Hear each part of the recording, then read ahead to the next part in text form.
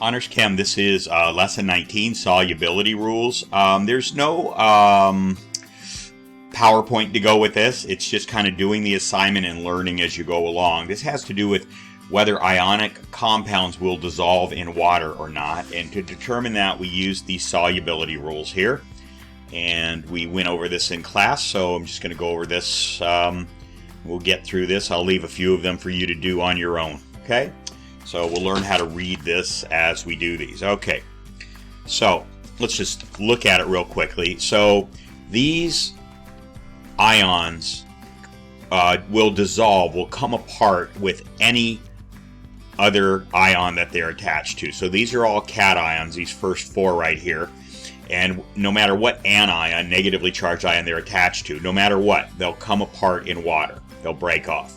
These are two anions, and they will come apart in water from any cation, any positively charged ion they're attached to. Down here, these are anions, and they will dissolve. They'll come apart from any cation, any positively charged ion they're attached to, with the exception of these three. So any one of these attached to any one of these will not dissolve in water. So for example, silver chloride will not dissolve in water. It will stay as silver chloride. It will remain as an ionic compound. Silver iodide, same thing, will stay together. Lead bromide, same thing, will stay together in water, will not come apart. Down here, this is sulfate. It will dissolve. It will come apart from any cation that it's attached to, with the exception of these five right here. Okay, so all these are soluble with these exceptions here and here. When you come over here, we have the insolubles. This is called hydroxide, and this would be a sulfide ion. And they will be insoluble. They will not come apart from anything, any cation they're attached to, with the exception of these. And of these. So these 7, 1, 2, 3, 4, 5, 6, 7, if they're attached to a hydroxide, they will come apart. They'll separate. Same with the sulfide. These 7 will separate. Other than that, these 2 will not separate from any positively charged cation that they're attached to.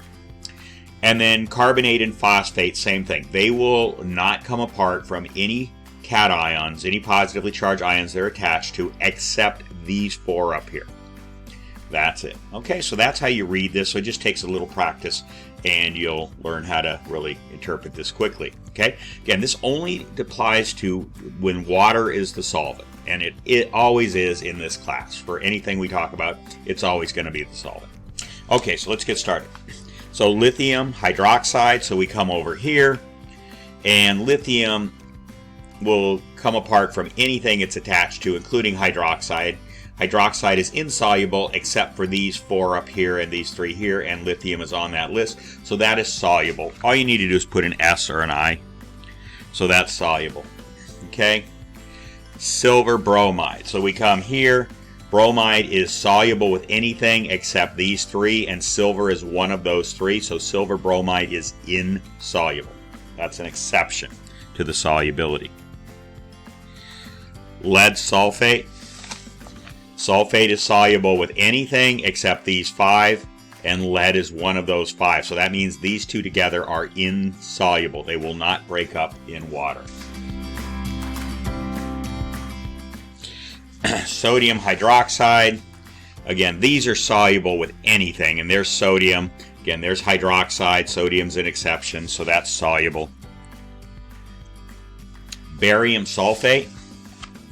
There's sulfate. It's soluble with anything except these 5, and barium is one of those 5, so that's insoluble. Iron sulfate. So there's sulfate. It's soluble with anything except these 5, but iron is not in that list. So iron sulfate will dissolve. It will come apart in water. Magnesium sulfate.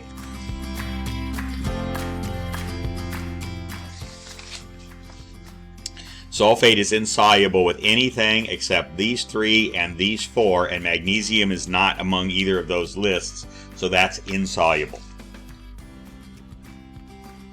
Lead iodide. Iodide soluble with anything except these 3. Lead is one of those 3, so lead iodide is insoluble. So ideally you should be trying these on your own if you didn't get this in class. Try these on your own and then just see how you do. If you're wrong, just pick up on why you were wrong. You'll learn better. You only learn if you really try the problem before you hear the answer. Just listening to the answers, you're not going to really learn it. So be sure you're doing that, okay? All right, barium hydroxide. Hydroxide is insoluble with everything except these 3 and these 4, but barium is one of those. It's right there. So that's going to be soluble. Tin hydroxide. Okay, hydroxide insoluble with everything except these 7, and tin is not on that list. It's not one of those 7, so that is going to be insoluble.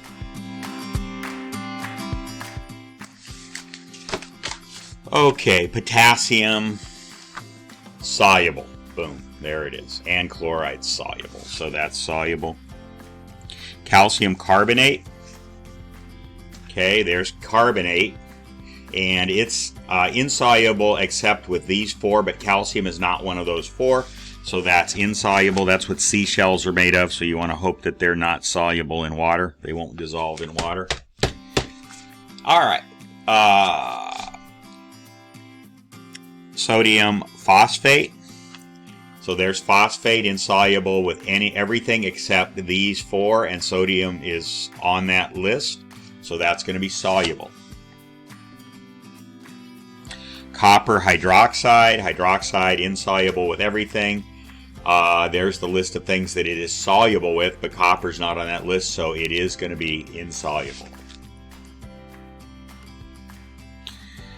Silver sulfate.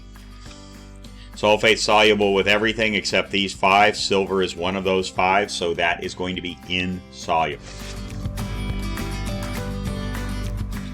And calcium sulfide.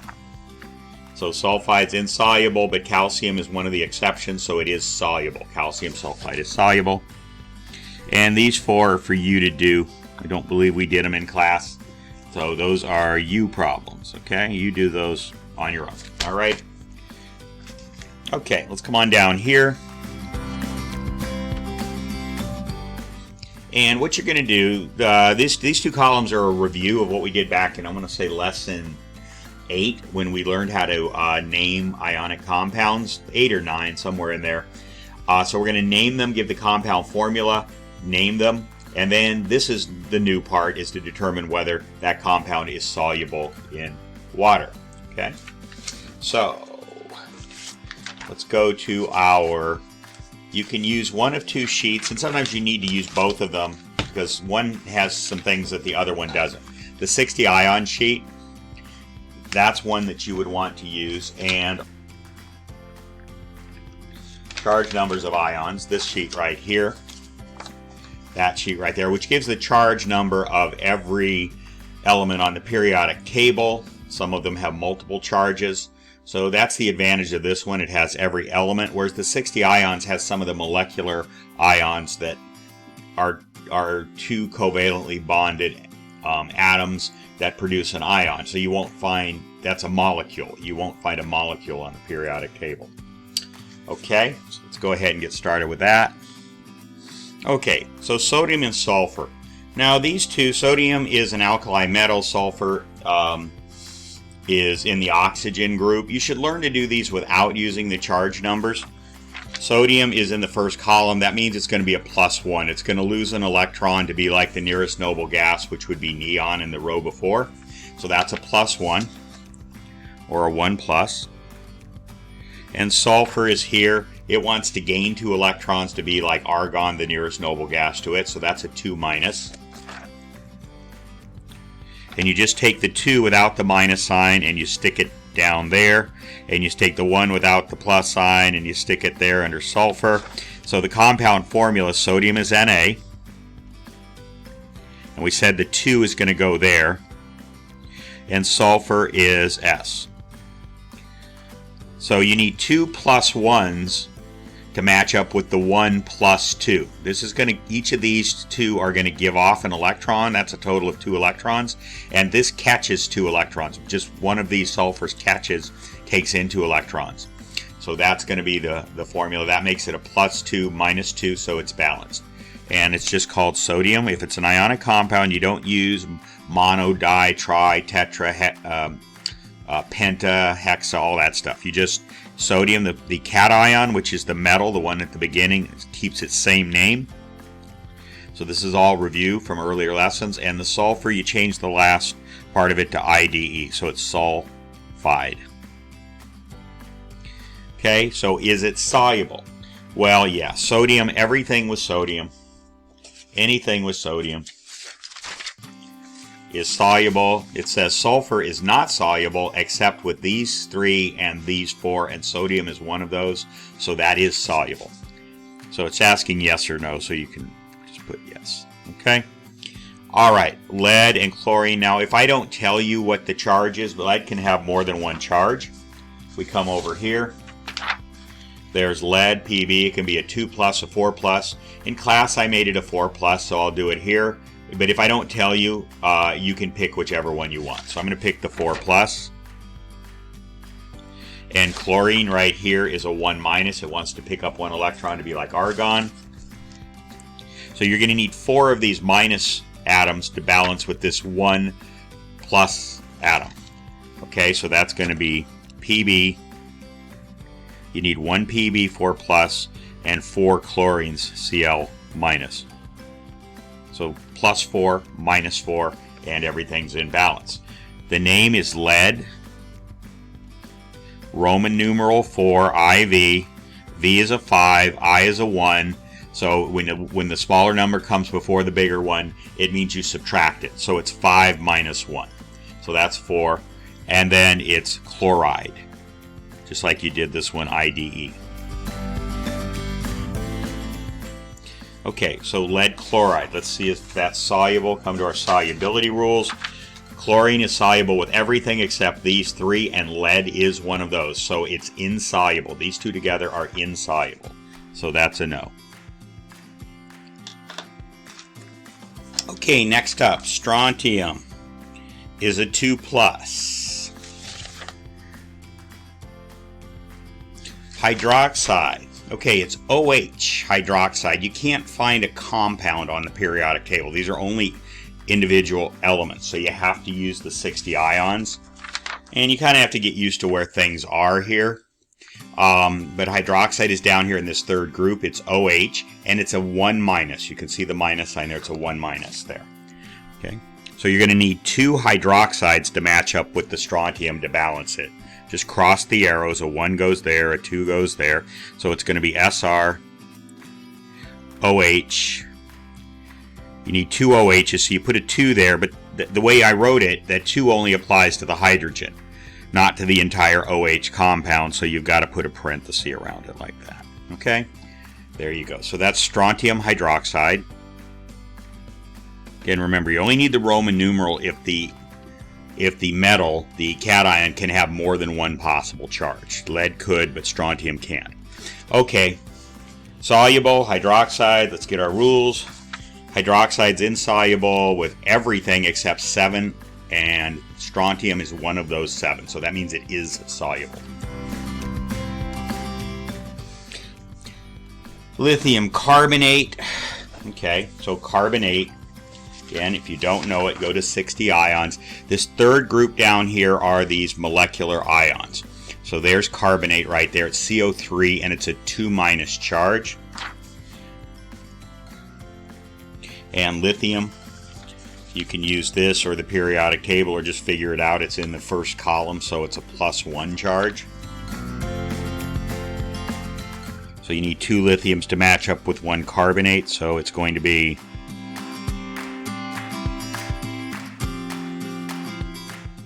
says it's just 1 carbonate. You don't need to put parentheses around it. It's CO3. Okay, so that's lithium carbonate.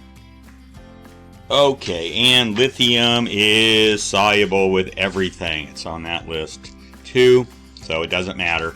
Carbonate is insoluble with anything except these 4 up here. And lithium is one of those 4, so that is soluble. Okay, silver bromide. So silver is Ag.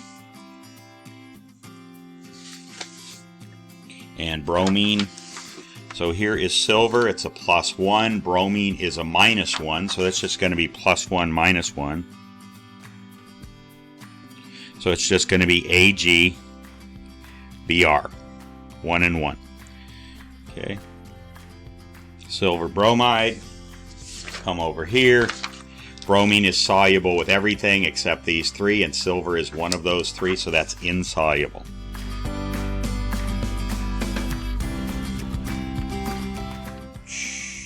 Iron sulfate. Should be iron and sulfur. And then it's going to become an ion, which would be a sulfide. I don't know why I put sulfate there. Anyway, iron. So iron is Fe. And you get to pick which one you want, but since I'm doing this here, I'll do it with you.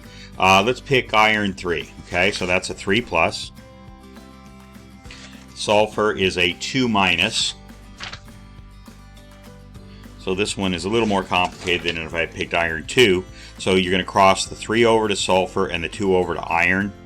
So it's Fe2S3. So you need 3 of the 2 minuses, that equals 6 minus, and you need 2 of the 3 pluses, that equals 6 plus. So 6 plus, 6 minus, it balances.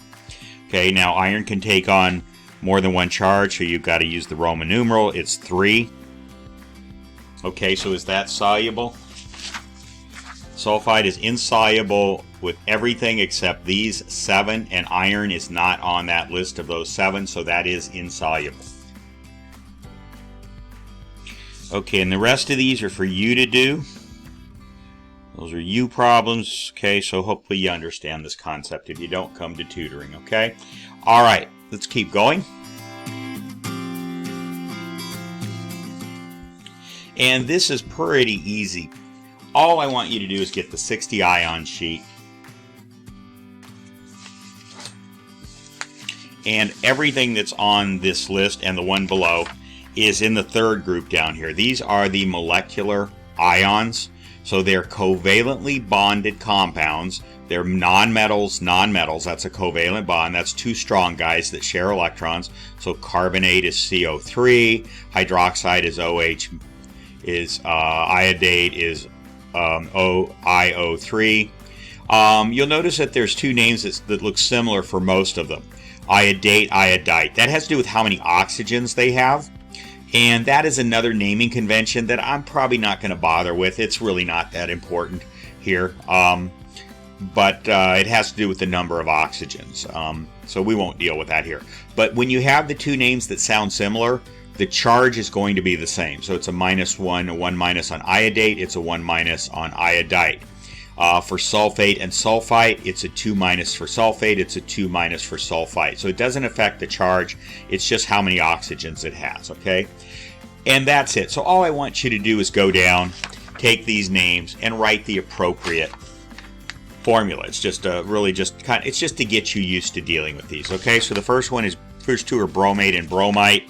So that's going to be BrO3- and BrO2-. If I come down to phosphate and phosphite, those are on the list. So PO4 3-, PO3 3-. And I think that's all the examples you need to understand what you're doing. This is pretty straightforward. I just want you to get used to these and their names. Okay, the next one is going in the other direction. So we got chlorate and chlorite here. So ClO3, ClO2. So we come over here. There's chlorate, ClO3. There's chlorite, ClO2. They're both a -1. So the one with 3 oxygens is chlorate with an A, and the one with 2 is chlorite.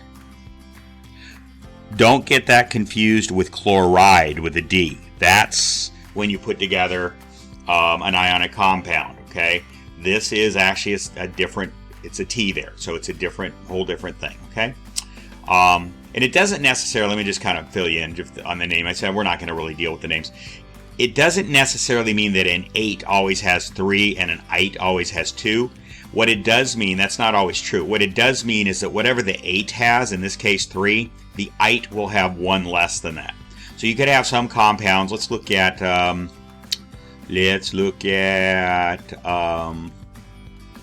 trying to find one with an exception here.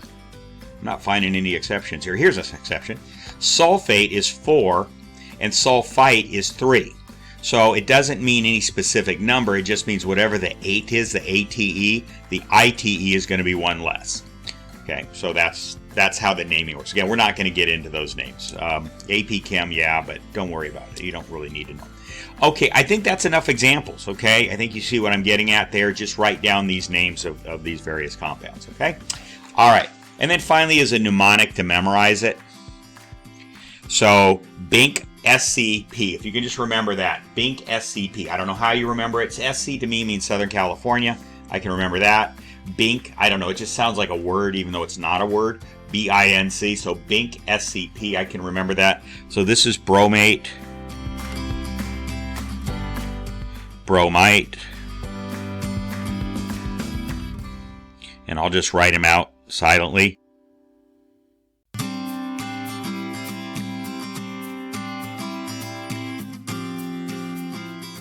Okay, so there they are. All of them. So the key to this, the purpose of this is these are the 1- charges are the BINCs. The BINCs are 1-. The SC is the 2- charges. And the only one that's a 3- is the phosphate and phosphite. So I gave this to you to do twice. You can add a C right there. Just remember the chlorate is this one and the carbonate is that C. And just cover up this one up here and see if you can write those out from memory, okay? And just remember which ones have which charges.